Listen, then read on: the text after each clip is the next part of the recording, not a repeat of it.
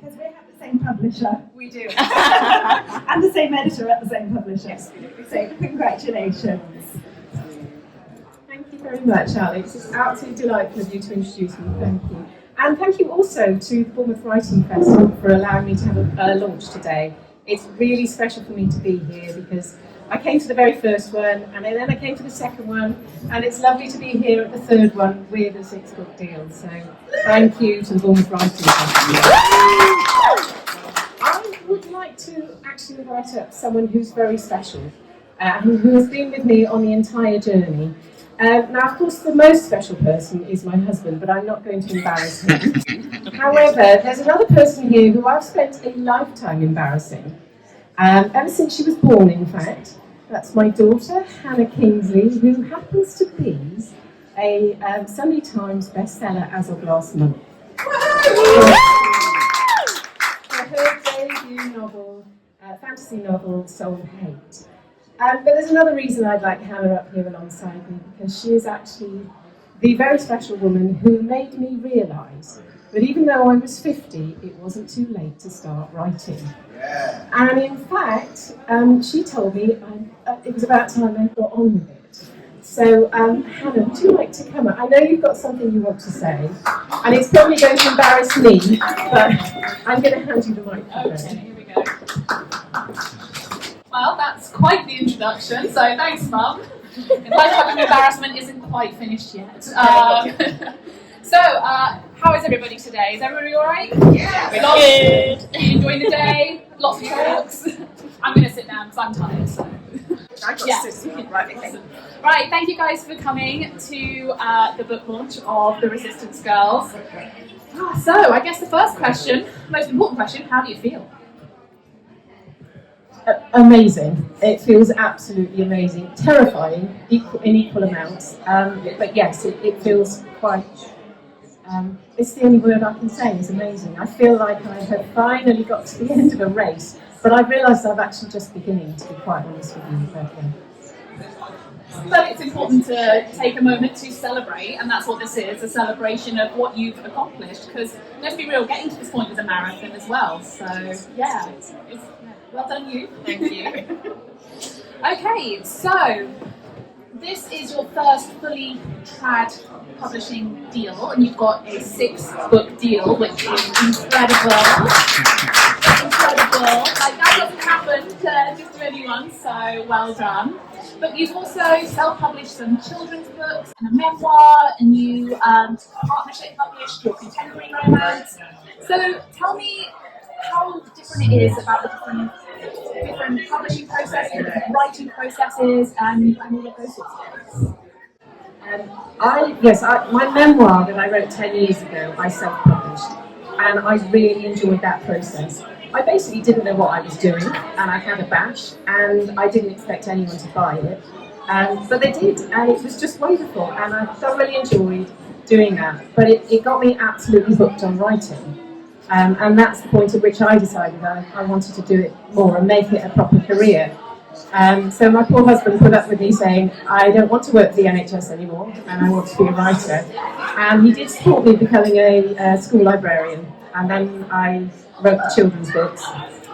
And then I wrote women's fiction, my first contemporary. It's called The Midlife Trials of Annabeth Hope, and I was lucky enough to get a partnership contract with that one, which again was a fantastic experience. I have thoroughly enjoyed doing that as well. But to get this traditional deal now is just the icing on the cake. It just feels like there's obviously been lows as well. It hasn't been a constant, uphill sort of wow, this is going brilliantly. But it's been worth every second of it, really. So, as we mentioned, you've jumped around a few different genres. So, tell me what it's like now writing historical. What inspired you to write historical as a genre? That's an interesting one. I wasn't expecting to write historical. I went out for a walk and I tripped over something. And I trip over a lot. But this thing I tripped over wasn't a tree root. I was down at Highcliffe Castle. I don't know if anybody knows Highcliffe Castle. We were doing the nature reserve walk. And just as we came up close to the castle grounds, I tripped over a metal object in the ground. that then went down into the ground. And there was a laminated piece of paper on a tree nearby that said, "We think this is to do with World War II communication with underground radios. And I thought, well, I'm nosy, I'm going to Google this. So I went down a rabbit hole on Google about World War II in the Highcliffe area. And I stumbled across an article about the Women's Secret Army, and it was something that really lit a fire under me. It was so exciting, but there was so little information because, of course, all these ladies signed the Official Secrets Act and didn't talk about it. But there was just enough information there to keep me hooked, and my imagination went wild. And before I knew it, I was writing a historical World War II fiction book, and it literally sang as I was writing it, and I just had such an exciting time. And then obviously I took the manuscript to a writing festival and showed it to a few publishers, and they seemed quite taken with it as well. So, but it was great. So it was the women in your research that it inspired you to write this series? Yes. Yeah, it was very much the women's stories, and I feel very strongly when I feel that women's voices have been silenced for whatever reason. Now, obviously, they did sign the Official Secrets Act, which is why they didn't talk about it. But there was another level to it, in that a lot of these women, because they were obviously handpicked and highly trained, and then they were dropped into the British resistance, into these bunkers along the British coast, and also working as undercover agents in ordinary positions. And I really felt that they didn't speak about it after the war, mainly because the invasion didn't happen, so they felt that they hadn't really done anything. But some of the stories I uncovered showed immense bravery, and honestly, I just felt that it was time to give them a voice, and I felt that maybe I had a chance to do that. So that was really the main inspiration that kept me driving forwards to finish that first manuscript. Okay, fabulous. And as we've mentioned a few times, you now have a 6-book deal, which has got to have changed the writing process, because obviously with your first book, there's no deadline, there's no agent or editor asking you for the next book. And now you have a 6-book deal for 3 years, so that's a book every 6 months. And fellow writers will understand that's intimidating. So tell me, how has your writing process changed to accommodate? Writing has now become a full-time job, but it is a job that I love. It's a job I've always wanted since I was tiny. So yes, the first book, I guess the first manuscript I wrote in about 6 months, and then I sat on it for a couple of months, and then rewrote it a little bit and sat on it for a bit longer, and then had some feedback on it, and did several rounds, and I just had the time to write when I wanted to write. Now that I've got a 6-month deadline, it's very, very different. And in fact, writing book 2 was a bit of a nightmare, because there's no time for a discovery draft when you're writing with a 6-month deadline. And that's the way I usually write, is a discovery draft, which ends up going out of the window, but at least I've got to know my characters. And then I start again. I can't do that now, so I've had to learn how to plot. And if you're a pantser, learning how to plot can be quite complicated. So I don't know how good I am at it, but I know that my lovely husband has taken me away for a few days because I've just submitted book 2 and I've got to start plotting book 3. And he says, I just need a little bit of time with you before you disappear down your rabbit hole again and do all your research and start plotting. So hopefully I'll plot book 3 a bit better than I plotted book 2. And I won't end up writing myself into a corner and wanting to give up, throw the computer out the window. I'm certain that won't happen. As someone who has heard the synopsis, haven't read it yet, but I've heard the synopsis, it's very well plotted. So, I'm just checking my notes. So, your books have a wonderful blend of both action and romance scenes. So what's different in your writing process when you have an action scene versus when you have a romantic scene?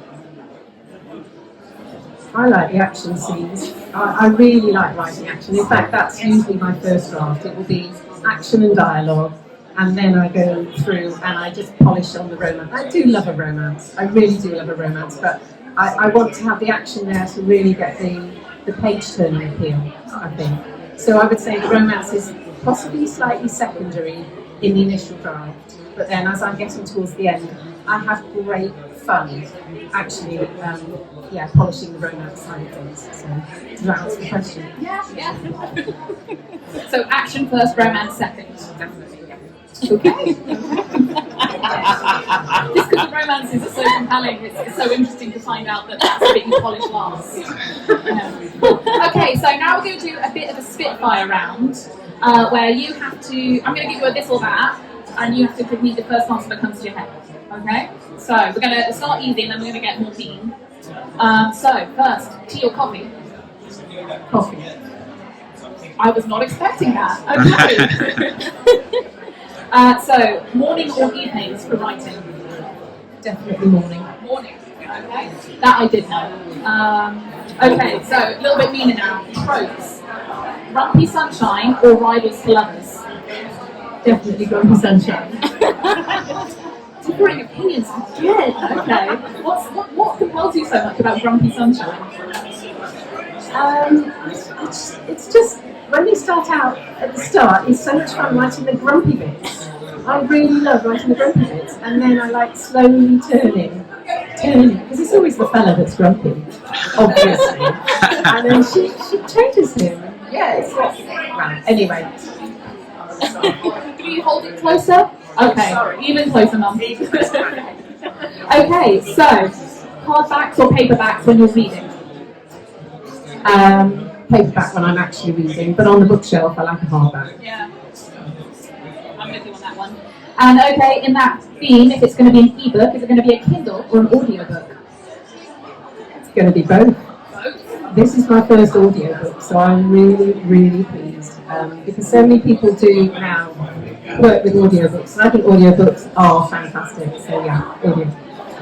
I love audiobooks as well because I feel like I can read them whilst doing things around the house. Like if my hands are busy but my brain's empty, I can put on an audiobook. Okay, so favourite scenes to write: a romantic scene of great love profession, or a stand-up row? Stand-up row, of course. You get to say things you'd never say in person. And you hit backspace. Yeah, then you hit backspace. The romantic scenes are lovely too, but no, definitely it's therapeutic writing a stand-up round.